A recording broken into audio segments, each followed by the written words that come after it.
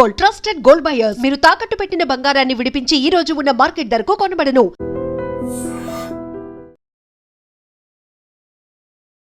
Jubilee hills ఉప ఎన్నిక counting start అయింది. సో ఫస్ట్ మనకు తెలుసు పోస్టల్ బ్యాలెట్స్ రూపంలో ఫస్ట్ అయితే పోస్టల్ బ్యాలెట్స్ అంటే ఆ బ్యాలెట్ రూపంలో ఓట్ ఎవరైతే వేసారో వీళ్ళందరూ కూడా గవర్నమెంట్ ఎంప్లాయీస్ ఉంటారు కాబట్టి 101 ఓట్లు పోలయ్యాయి గవర్నమెంట్ అఫీషియల్స్. సో గవర్నమెంట్ కి సంబంధించిన ఎంప్లాయీస్ ఎటువైపు ఉన్నారు, గవర్నమెంట్ వైపు వ్యతిరేకత ఉందా లేకపోతే సుముఖత ఉందా అనేది ఈ పోస్టల్ బ్యాలెట్స్ రూపంలో తెలిసే అవకాశం ఉంటుంది. అంటే ఇది ఒక రకంగా గవర్నమెంట్ కి ఒక హెచ్చరిక లాంటిది అని కూడా చెప్పొచ్చు. ఒకవేళ ఎంప్లాయీస్ గవర్నమెంట్ కి సంబంధించిన క్యాండిడేట్ కి కాకుండా కాంగ్రెస్ పార్టీకి సంబంధించిన క్యాండిడేట్ కి కాకుండా ఇంకో పార్టీకి వేస్తే మాత్రం ఇట్స్ ఏ డేంజర్ సైన్. ఇంకోటి నెక్స్ట్ ఇప్పుడు ఈ పోస్టల్ బ్యాలెట్ కి సంబంధించిన అంటే ఓట్ల లెక్కింపు జరగడానికి ఒక 40 నిమిషాల టైం పడుతుంది. ఆ తర్వాత మాత్రం ఈవీఎంస్ ఓపెన్ అవుతాయి. ఈ ఈవీఎంస్ కి సంబంధించిన లెక్క ఒక్కసారిగా ఈవీఎంస్ ఓపెన్ చేసిన తర్వాత నుంచి కూడా చాలా ఫాస్ట్ గా ఫలితాలు వస్తూ ఉంటాయి. మనకు తెలుసు 10 రౌండ్లలో పూర్తిగా ఈ ఫలితాలు రాబోతున్నాయి. కానీ కేవలం సగం అంటే 5 రౌండ్లు అవగానే ఒక క్లియర్ కట్ మెజారిటీ ఎవరికి ఏంటి అనేది కూడా తెలిసే అవకాశం అయితే ఉంటుంది. సో 4 లక్షల ఓటర్లు ఉంటే అందులో 1,94,000 ఓట్లు మాత్రమే పోలయ్యాయి. అంటే ఈవెన్ సగం కూడా పోల్ కాలేదు. కేవలం 48.49% మాత్రమే ఓటింగ్ జరిగింది. సో జూబ్లీ హిల్స్ ఉప ఎన్నికల్లో ఎన్ని పార్టీలు తిరిగినా ఎంత అవగాహన కార్యక్రమాలు చేసినా ఓటు ఎంత ఇంపార్టెంట్ అని చెప్పినా కూడా ఓటర్లు ఎక్కడ కూడా ఇష్టపడలేదు ఓటు వేయడానికి అనేది కూడా స్పష్టంగా అర్థమవుతోంది. ఇంకోటి 58 మంది పోటీలో ఉన్నారు. కానీ ప్రధాన పార్టీలు ఏవైతే ఉన్నాయో అంటే బీజేపీ, బీఆర్ఎస్, కాంగ్రెస్ ఈ 3 ప్రధాన పార్టీల మధ్యనే పోటీ ఉండబోతోంది అనేది క్లియర్ కట్ గా మనకు మొన్నటి నుంచి కూడా తెలిసినటువంటి అంశమే. సో ఈ 3 పార్టీలలో కూడా బీజేపీ ఏ ప్లేస్ లో ఉంటుంది అనేది ఒకటి. సార్ ఎక్కడి నుంచి వచ్చారు? నేను ఇక్కడ లోకల్ కృష్ణనగర్. రిజల్ట్ కి సంబంధించి తెలుసుకోవడానికి ఎలా ఉందని వచ్చి ఎవరు విన్న అవకాశం ఉంటుంది అనుకుంటున్నారు? నవీన్ యాదవ్ 100%. అవునా? ఎందుకు అంత కాన్ఫిడెన్స్? అంతే, ఇక్కడ లోకల్ చాలా పనులు చేస్తున్నాడు. దాన్ని బట్టి రిజల్ట్స్ కూడా అలానే వస్తాయి 100%. అందులో నో డౌట్. కాదు సార్, కొన్ని ఎగ్జిట్ పోల్స్ చెప్తున్నాయి కదా బీఆర్ఎస్ మాగటి అవన్నీ మామూలేనా చెప్తా, అవి పరిధిలో తీసుకోకూడదు. మీరు ఏ డివిజన్? ఇక్కడే కృష్ణనగర్. సార్ మీరు చాలా మందితో మాట్లాడి ఉంటారు కదా సార్, వాళ్ళ ఒపీనియన్ ఏంటి? ఎవరు ఒపీనియన్ అయినా ఒకటేనమ్మా, సింగిల్ వన్ సైడ్ అంటే లోకల్ ఆయన చాలా పనులు చేస్తున్నాడు నవీన్ యాదవ్. అంటే పార్టీ వైజ్ గా ఇప్పుడు పార్టీ వైజ్ కాదమ్మా, ఇది ఓన్లీ ఆయన వాళ్ళ కుటుంబం నేతృత్వంలో ప్రజలు అవుట్లెట్ గా చేస్తారు.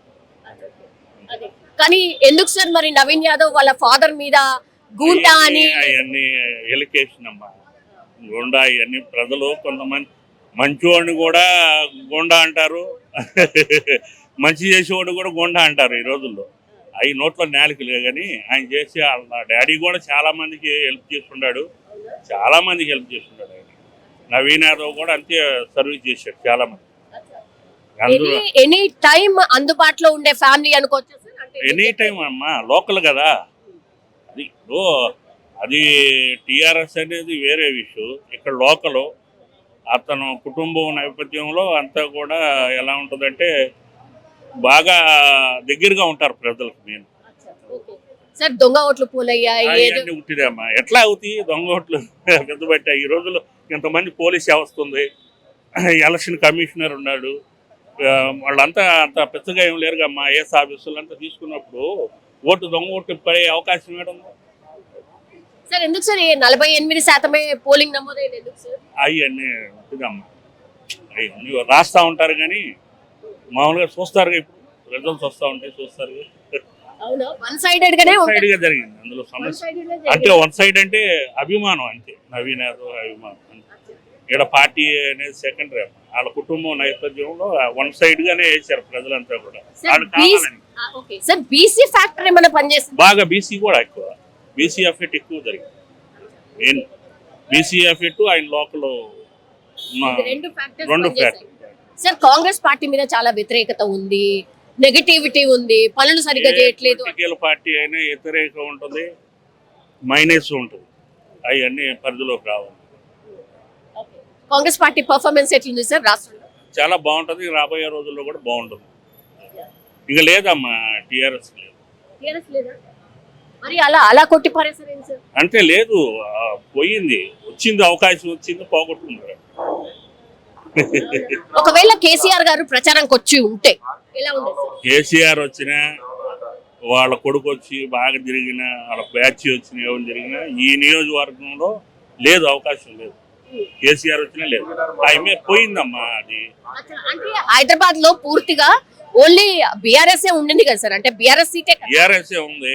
అంతకుముందు కాంగ్రెస్ నేను పొత్తు పెట్టుకొని 10 ఏళ్ళు వెళ్ళాడు, నేను కలుపుతానని చెప్పాడు. తర్వాత ఏమో మాదిగలకే ముఖ్యమంత్రిని, ఎస్సీలు ముఖ్యమంత్రి, ఇవన్నీ ఎఫెక్ట్ చూస్తారు కదా, అవన్నీ చూసే చేస్తారు. నా అభిప్రాయం. అవన్నీ ఆలోచించారా సార్ ఈ ఉప ఎన్నికల్లో? అవన్నీ ఆలోచించి కాదు, అది కూడా ఒక పార్ట్. మెయిన్ గా ఏ ఫ్యాక్టర్స్ ఇప్పుడు మీరు అన్నట్టుగా నవీన్ యాదవ్ ని గెలిపించారు? మెయిన్ ఫ్యాక్ట్ ఏంటంటే అలా మంచితనం, నవీన్ యాదవ్ మంచితనం, అంతే, వేరేది ఫ్యామిలీ పర్సనల్ గా అంతే. Thank you so much. So ఇది ఒకసారి అంటే ఒపీనియన్ ఆఫ్ లోకల్ ఎవరైతే ఓటు వేశారో నా ఒపీనియన్ కూడా అదే. ఏం చెప్తున్నారు అని అంటే వన్ సైడెడ్ గా జరిగింది ఓటింగ్, బీఆర్ఎస్ వస్తుందేమో ఆర్ బీఆర్ఎస్ పార్టీ వైపు ఉంటారేమో అనేది కూడా పూర్తిగా నేనైతే నమ్మట్లేదు. అండ్ ఎగ్జిట్ పోల్స్ ఏవైతే ఇచ్చాయో అవే రిజల్ట్ రాబోతోంది అని ఒక ఓటర్ ఒపీనియన్ గా మనం ఇప్పటి వరకు చూసాం. సో ఫలితాలు ఎట్లా ఉంటాయి ఏంది అనేది కూడా ఎవరు కూడా చెప్పలేము. బికాస్ ఓటింగ్ జరిగింది 194,000 ఓట్లు. సో మామూలు ఓటింగ్ కాదది. సో అదంతా జరగడానికి పూర్తిగా 1 గంటన్నర నుంచి 2 గంటల టైం లోపలనే మనకు ఒక లీడ్ అయితే దొరికే అవకాశం ఉంది, లీడ్ అయితే వచ్చే అవకాశం ఉంది. సో ఒకవేళ లీడ్ చాలా పెద్ద ఎత్తున ఉంది అనుకోండి, సో వన్ సైడెడ్ గా ఓటింగ్ వేసినట్టుగా లెక్క. లేదు, చాలా టఫ్ గా నడుస్తోంది, కేవలం 2,000 3,000 ఇట్లాంటి డిఫరెన్స్ తో ఉండే మాత్రం రౌండ్ కి ఈ ఫలితాలు ఉత్కంఠ రేపే అవకాశం అయితే ఉంటుంది, మనం చూడొచ్చు. సో అబ్జర్వర్ కి సంబంధించిన వెహికల్ బయటికి వెళ్తోంది. సో గేట్ బయటనే ఎవరైనా సరే ఇక్కడే ఉండాల్సిందే. ఎక్కడ అడుగడుగునా ఎక్కడ చూసినా కూడా మనకు ఓన్లీ ఐదర్ మీడియా కనిపిస్తోంది, లేకపోతే పోలీసులు మాత్రమే మనకు కనిపిస్తున్నారు. సో 3 అంచెల భద్రతని మనం స్పష్టంగా కూడా చూడొచ్చు. ఇది యూసఫ్ గూడకు సంబంధించిన ప్రాంతం. సో మార్నింగ్ అవర్స్ కాబట్టి ఎవరి పనులు వాళ్ళు చేసుకోవడానికి వెళ్తున్నటువంటి పరిస్థితి ఒకవైపు.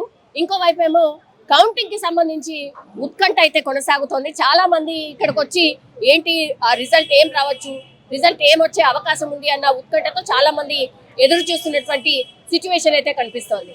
ఒక 2 గంటల్లో ఆల్మోస్ట్ ఒక లీడ్ ఏ పార్టీకి రాబోతోంది, లీడ్ ఎవరు ఉంటే ఆ పార్టీ వైపే ఆర్ ఆ పార్టీయే గెలిచే అవకాశం ఉంటుంది అని కూడా ప్రతి ఎన్నికల్లో మనకు తెలుసు. సో లీడ్ ఏ పార్టీకి అయితే దక్కించుకుంటుందో ఆ పార్టీ వైపే ఓటర్లు మొగ్గు చూపినట్టు, ఆ తర్వాత ఓటర్స్ ఆ అభ్యర్థిని గెలిపించుకోవాలి అని అనుకున్నట్టు లెక్క. సో 10 రౌండ్ల వరకు వెయిట్ చేయాల్సిన అవసరం ఉంటుందా, లేకపోతే 5-6 రౌండ్ల తర్వాతనే అంటే ఫలితం తేలే అవకాశం ఉంటుందా అనేటువంటిది ఒక పెద్ద ఎత్తున చర్చ అయితే నడుస్తోంది.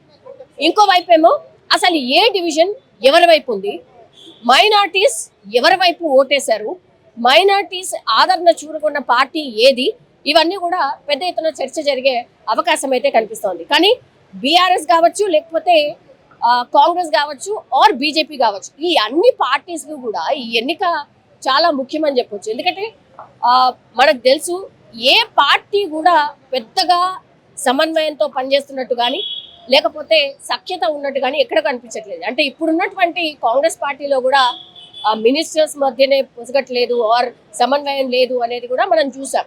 తర్వాత బీఆర్ఎస్ పార్టీలో చూస్తే గనక మనకు తెలుసు కవిత ఎపిసోడ్ తర్వాత బీఆర్ఎస్ పార్టీలో ఏం జరుగుతోంది, అసలు బీఆర్ఎస్ పార్టీ పరిస్థితి ఏంది, కేసీఆర్ అసలు బయటకే రావట్లేదు అనేది కూడా బీఆర్ఎస్ పార్టీకి సంబంధించిన చర్చ. ఇంకోవైపు ఏమో బీజేపీ, ఇంతమంది ఎంపీలు ఉన్నారు, 8 మంది ఎంపీలు, 8 మంది అసెంబ్లీకి సంబంధించిన ఎమ్మెల్యేలను గెలిపించుకున్నా సరే ఎక్కడ కూడా సమన్వయం కనిపించట్లేదు.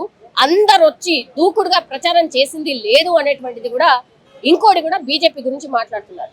సో 3 పార్టీలు అంతంత మాత్రంగా ఉన్నాయి అనేటువంటి చర్చ ప్రజల్లో నడుస్తుంది. సో ఒక ఆల్టర్నేట్ పార్టీ మరి ఏది అనేది కూడా ఇంకో పెద్ద ఎత్తున చర్చ అయితే నడుస్తుంది. కానీ పర్టికులర్లీ జూబ్లీ హిల్స్ మట్టికి చూసినప్పుడు కనుక జూబ్లీ హిల్స్ లో యాక్చువల్లీ ఇది బీఆర్ఎస్ కి పార్టీకి సంబంధించిన సిట్టింగ్ సిటీ. ఒక్కసారి ఓడిపోయిన తర్వాత మనకు తెలుసు ఓడిపోయిన పార్టీ మీద ఎన్నెన్ని మాటలు మాట్లాడతారో, విశ్లేషణ చేసినప్పటికీ కూడా ఎట్లాంటి విశ్లేషణ జరుగుతుంది అనేది కూడా మనకు తెలిసిందే.